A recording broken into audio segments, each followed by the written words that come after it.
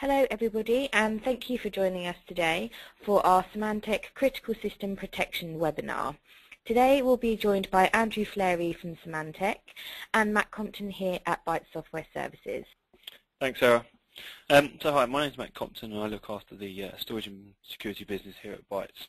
And with Windows XP being the most deployed operating system of recent years, we're finding that many of our customers still have some form of footprint within their infrastructure, whether that be desktops, laptops, servers, or even point-of-sale devices. And with the high cost that Microsoft are providing for extended support, we've looked for our Tier 1 vendors for alternative solutions. So with looking at Symantec's Critical System Protection, we've seen up to 60% savings in comparison to the extended support. So I'm not going to hang about too long. I'll pass over to Andrew, who's going to talk to around the features and benefits around critical systems. So I'll pass over to Andrew. Thank you. Well, thanks everybody for joining the call today. My name's Andy Flarey. I'm a Symantec technical consultant here based in the UK. And I'm going to talk to you today about how you can extend the lifespan of your Windows XP estate using Symantec Critical System Protection. So the agenda for today, we're going to have a quick look at what's actually happening with Microsoft Windows XP. We understand that support is ending on the 8th of April 2014, but what does that mean to you as a company? We'll have a look at options you've got around that. We're going to have a look at some of the common reasons for why people may not migrate away from Windows XP. Then we'll have a quick look at some of the options that you have as far as either staying on XP or migrating away to a different operating system, or what would happen if you left it as it is. Then we'll give you an introduction to Symantec Critical System Protection, what it is, how it works, and how it can help you to extend that lifespan. And to finish up, we'll have a quick Q&A at the end. Okay, so I've listed these screenshots from the Microsoft website yesterday, which clearly states that support for Windows XP ends in just over a month. So actually, what does that mean to you as an organization? Well, to understand that, we need to understand what Microsoft support lifecycle policy is. So Microsoft state on their website that they will support an operating system for a minimum of 10 years. So that includes 5 years of mainstream support, followed by 5 years of extended support. In mainstream support, you get things like incident support at no additional cost. You get security updates, patches, etc. for the operating system and applications. You get the ability to request non-security related hotfixes. Once mainstream support ends and it goes into extended support, you still get the paid support that you're entitled to. You still get the patches, but you stop having the ability to request non-security related updates to the operating system. So April the 8th is the date where extended support for Windows XP and Office 2003 ends, which means that beyond that date, you'll no longer get patches for the operating system. Now, we at Symantec know well that this is a big issue, really, because if you're not able to patch operating systems and applications, then they are going to be more and more vulnerable to attack from cyber criminals moving forward. And the longer we leave those unpatched, the more vulnerabilities that will be found in those operating systems for them to leverage. So what are some of the common reasons for why a company would choose not to migrate away from XP? Well, they may have some applications that are tied to the operating system that they can't get to work on a later version of the operating system. So this could be for various reasons. This could be for various reasons, such as the software developer who built the in-house application has since left the organization, and nobody knows how the application is put together, and therefore moving that across to a different operating system is quite a challenge. Another reason is that companies may have constrained budgets and are looking at extending the hardware refresh cycles of their endpoints.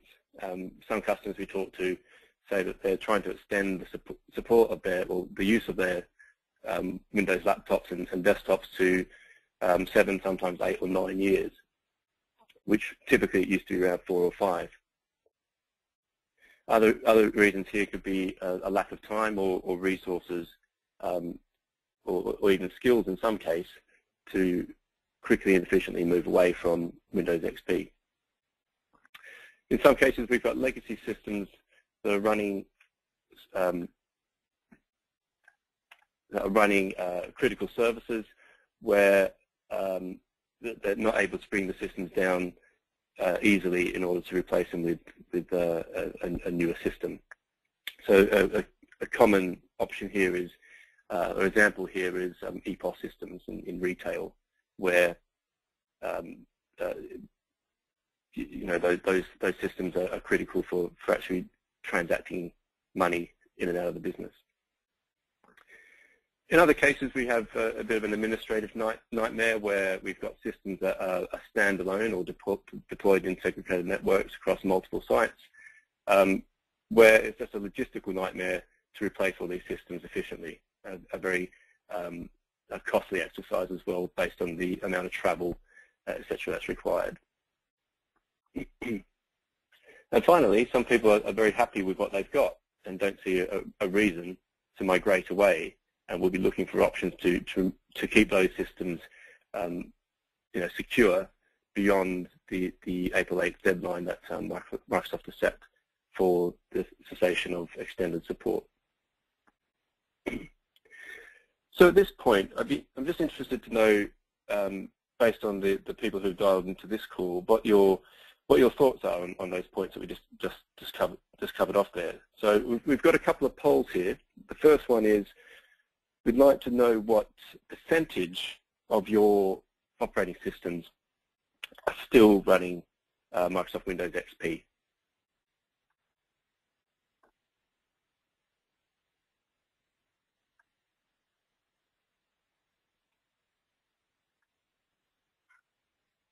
Okay, can everybody see the poll? Okay.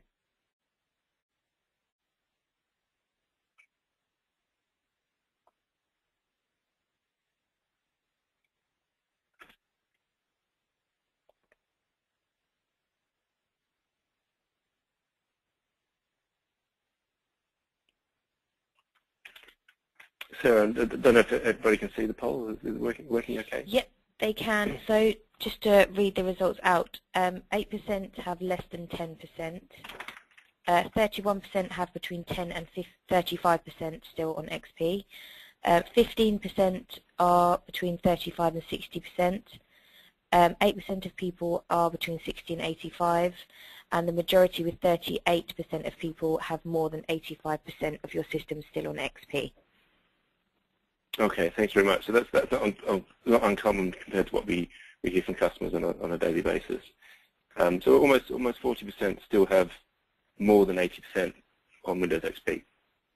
Yes, that's right. Excellent. So the second poll is, I'd like to get a feel for why you haven't migrated away from Windows XP. So we've got some reasons based on the previous slide. If you could just enter in your thoughts there on why you've remained on Windows XP so far.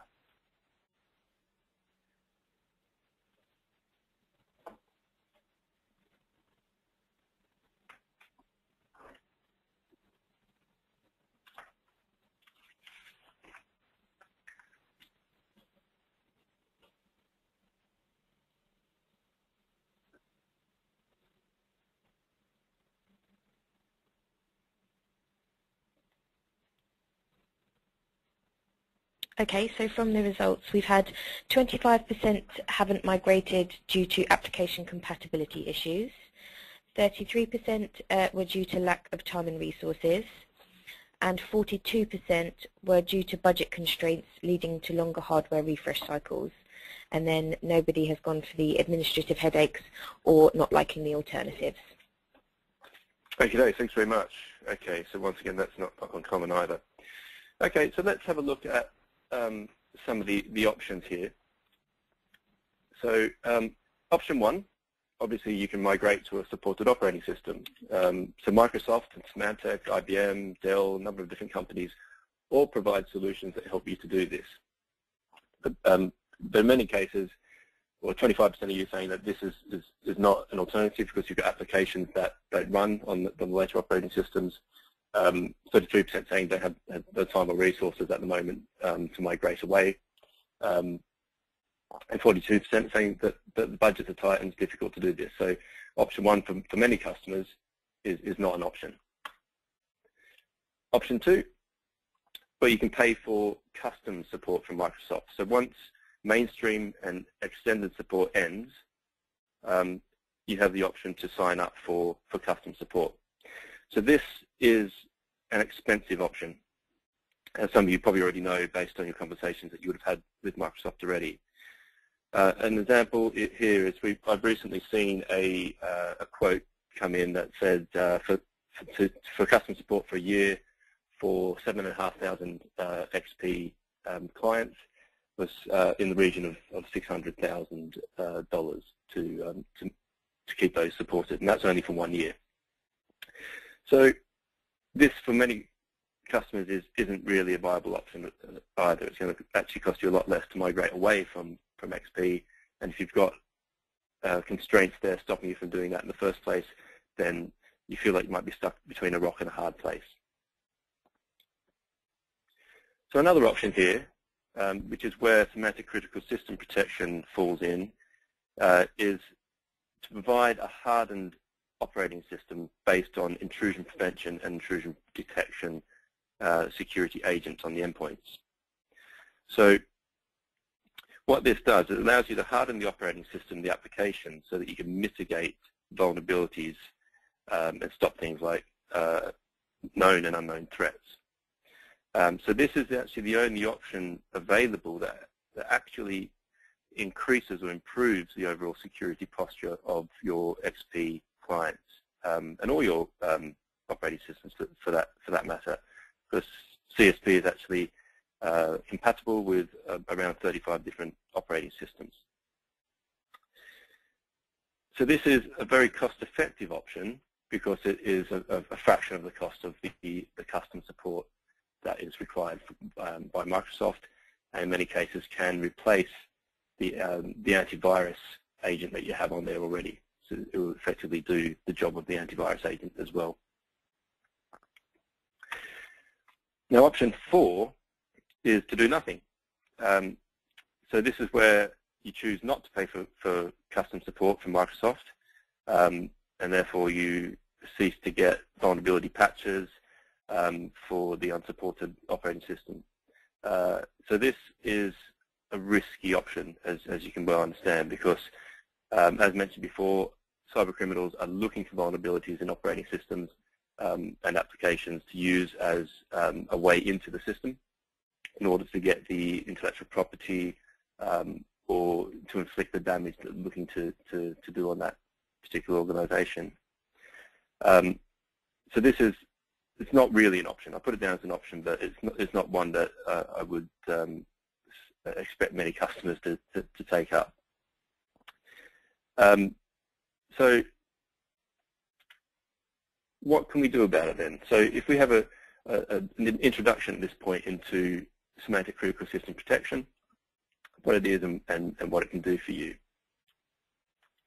So as mentioned before, it's a intrusion prevention and intrusion detection system where an agent is deployed down to the endpoints to control things such as system controls, network protection, auditing and alerting, and exploit prevention.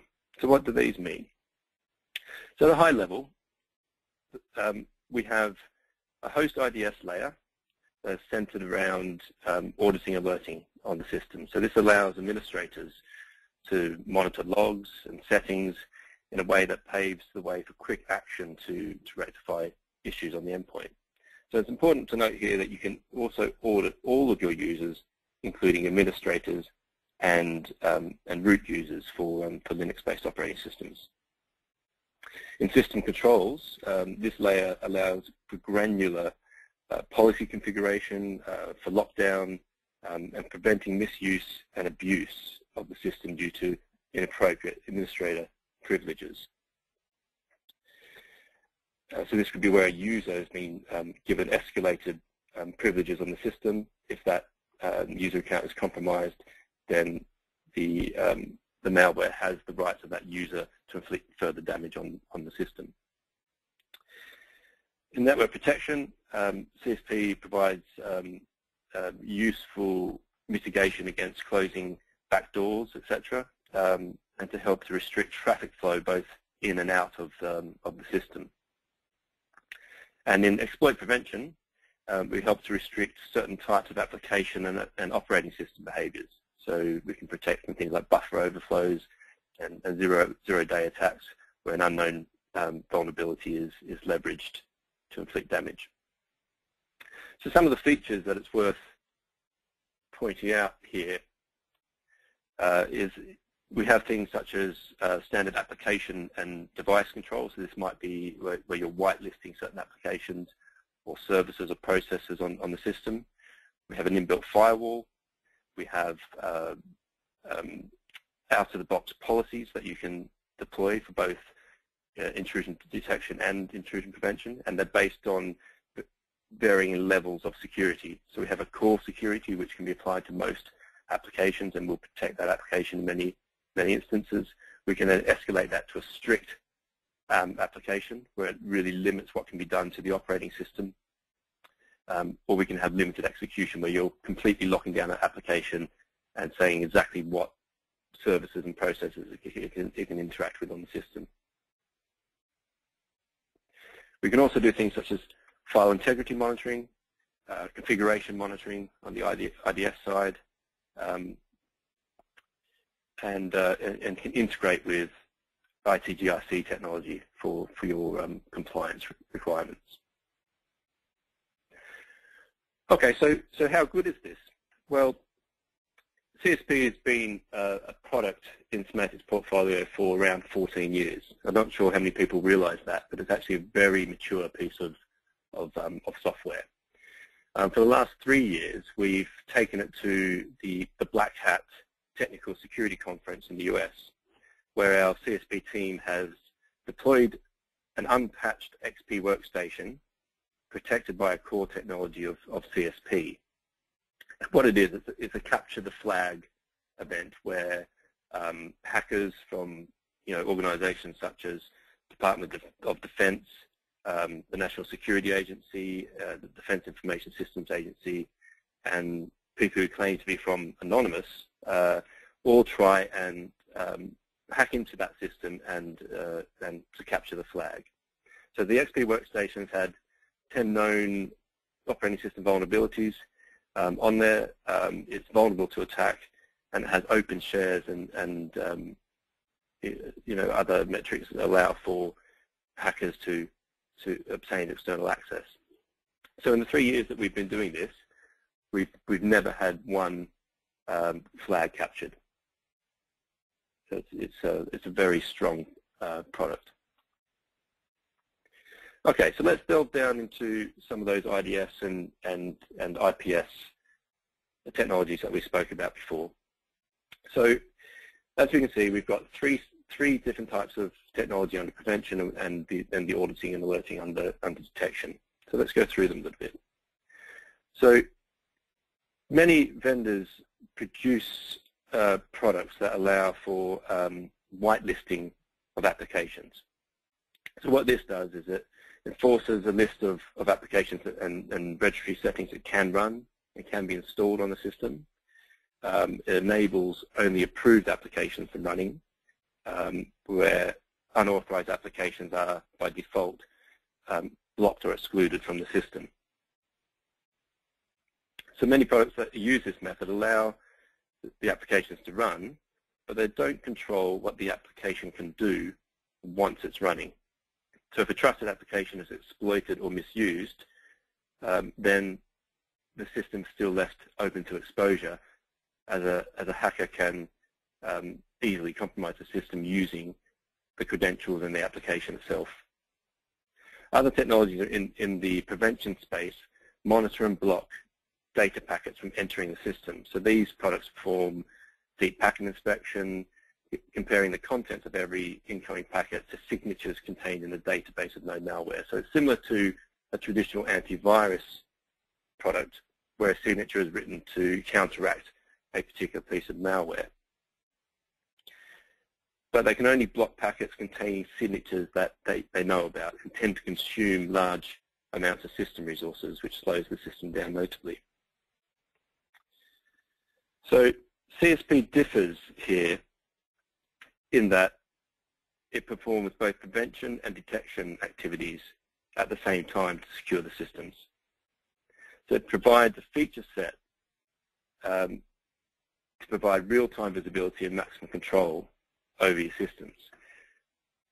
So behavior, system, and network controls enable us to prevent system breaches, while the IDS capabilities allow you to audit and alert on activities that are happening that are unauthorized on the systems.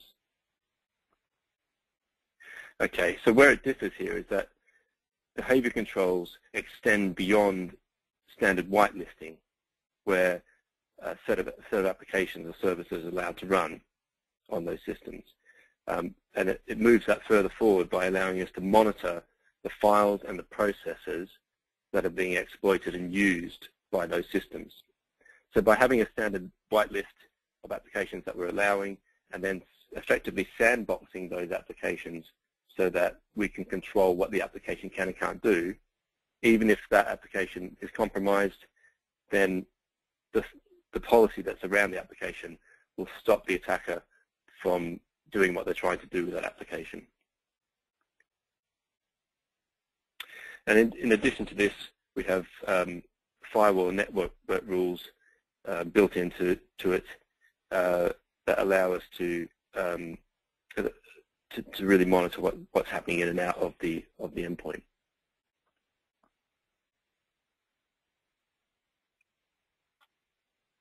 So how does this compare to a traditional antivirus agent? So for starters, we don't need to do any scanning because it's not a signature-based product where we're distributing signatures to counteract known malware. So therefore, we're not having to scan the system to see if that malware is in place. We're also not having to distribute pattern or signature files. You know, our Symantec Endpoint Protection product, we release signatures 3 times a day, which need to be distributed out to those endpoints. There's no need to do that with a server or operating system hardening product such as CSP.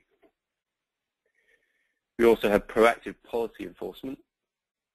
So that is monitoring what the applications and users are doing on the system and blocking them based on policies that you enforce. We can also monitor the behavior of those applications.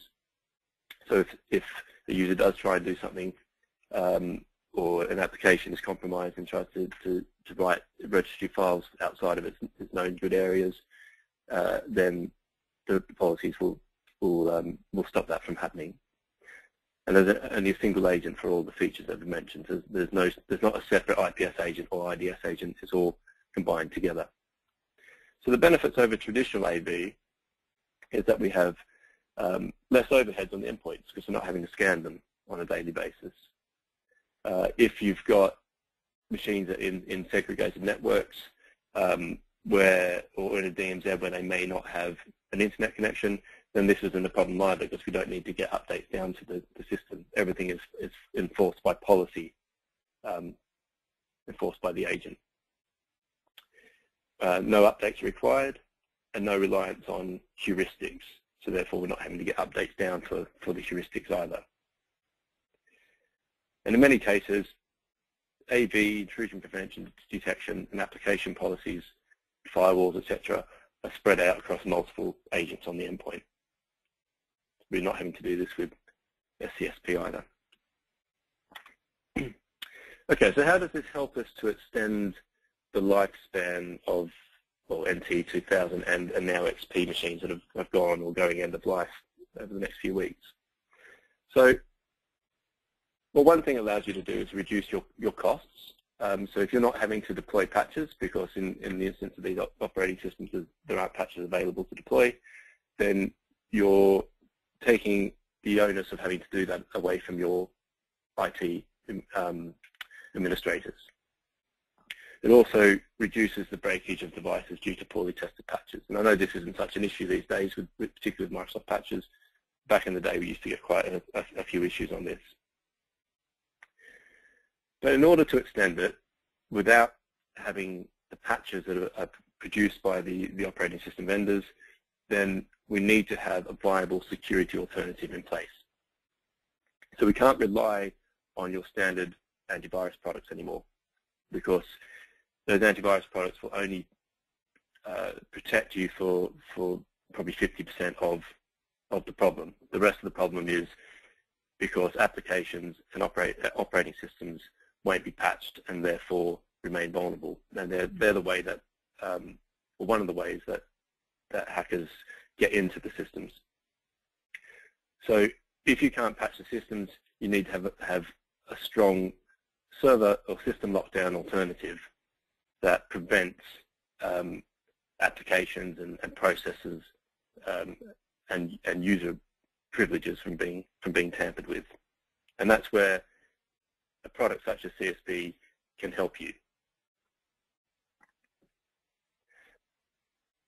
Okay, so let's have a look at the prevention technologies a little bit further. So if we have a look at behavior control, we know that attackers often search for vulnerable applications on a system to use as a platform from which to install their malware and to gain control. So once they've got control, they can bypass antivirus and IPS systems, firewalls, etc. that are on the system through vulnerabilities in the operating system and the applications. So a traditional defense fails to stop this type of attack because they're programmed to block a specific signature or a specific attack.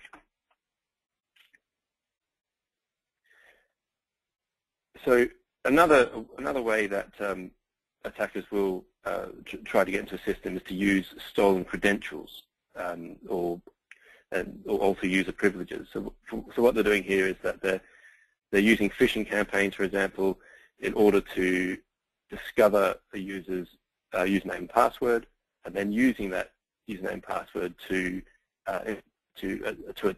attack a system. So what CSP does is in the behavior control part, it applies the principle of least privilege. So if an application or a user's credentials are compromised, then they can only perform the activities that are allowed by your policies. So CSP's core prevention policy, for example, will allow applications to run, but will prevent them from making changes to the operating system. So whereas the strict or limited policies take that a step further and provide tighter application protection.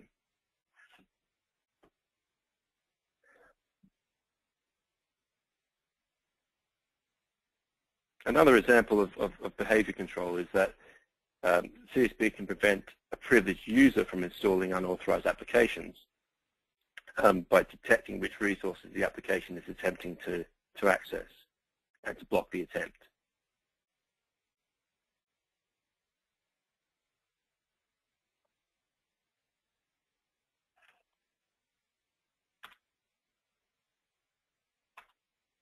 Okay.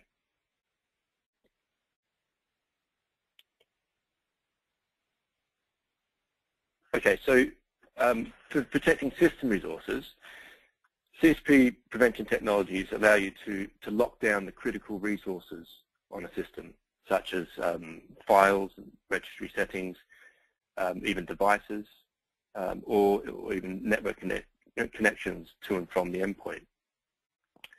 So what this allows you to do is to apply a policy which can control which applications or users can access each of the resources. So what this allows us is to lock down a resource by creating or editing a CSP policy, And after you complete the policy definition, you deploy it down to the agent on the desired system. Once it's enabled, the resource is locked down and the system is protected using that least privilege access control that we just mentioned.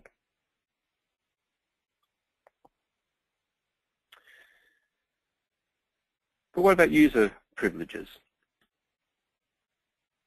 So one of the things here that's important to realize is that we've spoken about an individual user's privileges, and if their user ID and password is compromised, and that can be used to compromise a system. But what about administrator rights on the system? What if that user has admin rights, or there's another administrative account that's got full control over that system? What can we do about those? Well, CSP prevention technologies can allow you to de-escalate administrators' rights on the system. So once the prevention policy is deployed, rights like the administrator installing an application or making changes to the registry are actually revoked. So the rights can be granted back at any time by altering the CSP policy, but we can actually limit what even an administrator can do on the system. So what this means is that if a box is compromised and the user account was hacked admin rights, it doesn't mean that they'll be able to actually make changes on the system if CSP is deployed. CSP prevention will block that user account from making changes to the system. If malware tries to compromise the system and replace a driver in, say, the system32 folder, the prevention policy will know that is a known bad action and will stop that piece of malware from actually inflicting that damage.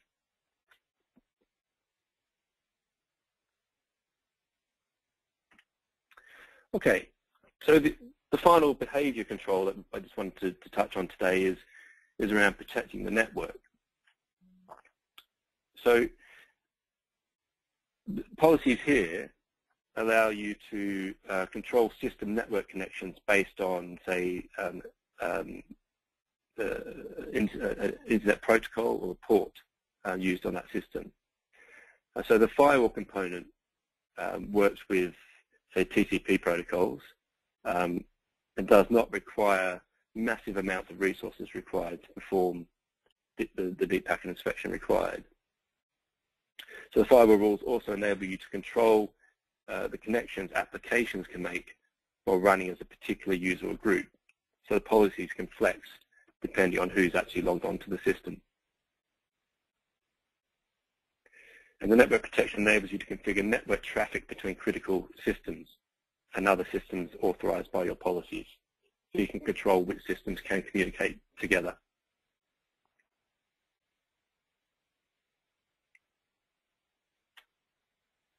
So on the IDS side, we can begin to monitor configuration changes as they happen on a system. So you're able to monitor things such as file and registry changes. If it's on a domain controller, you can monitor changes to Active Directory. We can monitor changes to user and group accounts, malware, and USB device activity, for example. So these are pre-built detection policies that monitor operating systems application log files looking for patterns and strings. And these pre-built policies look for certain event ID codes and patterns to match on that determine what activity is occurring on the system. So the detection policies also monitor critical application and binaries and registry keys. And when one of these components is accessed or modified, maybe it's been deleted or a new one is created, CSP will alert you to that change.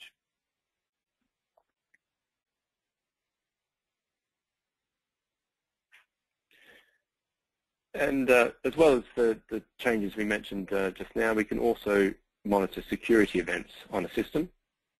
So we can see who's logging on and off. You know, if we can lock down a system if a number of attempts are made to access a system, or a number of failed attempts are made to access a system, for example.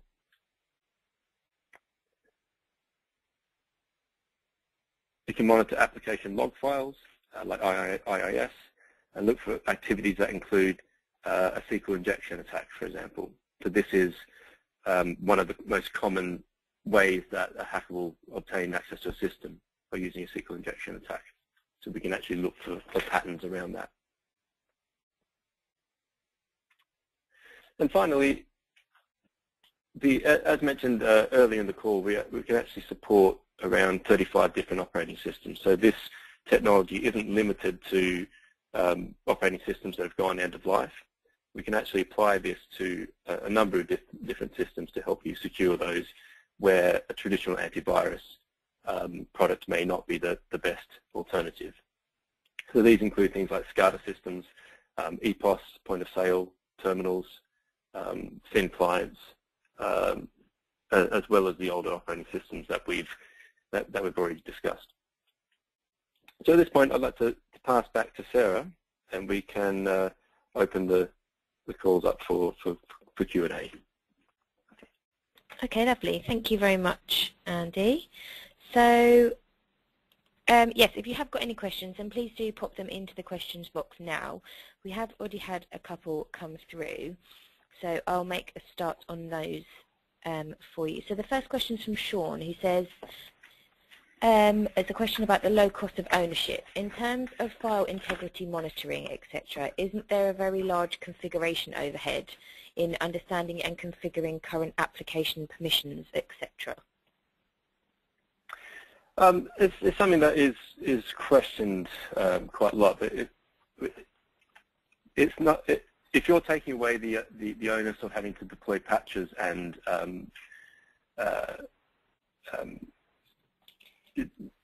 that side of it, then the actual overheads of CSP aren't going to be any greater than what you were having to do before.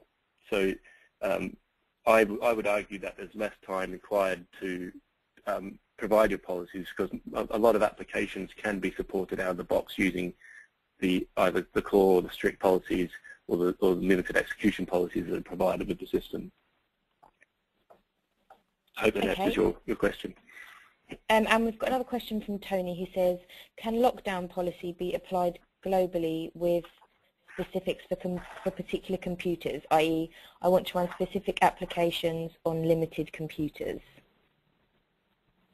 Okay, so if I interpret this question correctly, you want to apply a policy down to the same policy down to a number of different computers that are all bundled together because they're doing like-for-like processes, I guess. And the answer to that is yes. You can either input your Active Directory and apply them to your Active Directory, or you can group them together and apply a policy to like-for-like systems. Okay, and a question from Claire, who says, how is CSP licensed? It's per endpoint that you're protecting. So in the same way that Symantec Endpoint Protection is a per device license, CSP is licensed in the same way. So the cost varies considerably depending on the amount of devices that you're looking to protect, but it will be a fraction of the cost of the custom support that Microsoft will be charging for continue to write patches for XP.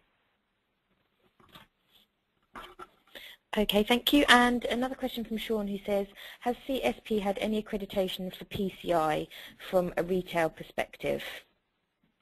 Yeah, we have a number of different accreditations there. We've got a lot of, I mean, EPOS is one of the biggest use cases for this product.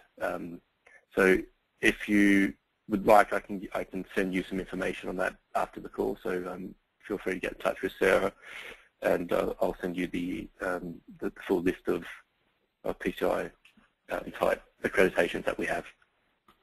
Okay, thank you. And a question from Sean. What are the ballpark costs for a small number of seats? So I'll probably take that one. Okay, go for it. Easier. Yeah, so it depends really. So if we're looking at desktops, laptops, the pricing is very different if we're looking to server versions. So we can take that offline. If you want to share the sort of numbers that you're looking with, then I can provide that. But if we're looking on a desktop, then it would certainly be sort of hundreds rather than into the thousands. Okay, and another question from Tony who asks, how does CSP costs compare with Symantec endpoint protection? Yeah, it is slightly more expensive product, but bear in mind that it's taking it's doing two things for you. It's doing the antivirus element, and it's also doing the patching element as well. And coupled with the cost that it's going to cost to remain on custom support, it will work out to be a much cheaper alternative than running antivirus and also getting custom patches from Microsoft. But it's not. It's only marginally more. It's not hugely more expensive than a standard AV product. But it's doing a heck of a lot more than what a standard AV product does. Okay, and Ken asks, what methods are supported for deployment of the product, e.g. SCCM? Yeah, similar to standard antivirus, you can deploy the agent as an executable. You can, actually, you can't push it out from CSP client itself, so pushing out by an executable is a great way of doing that, or an MSI.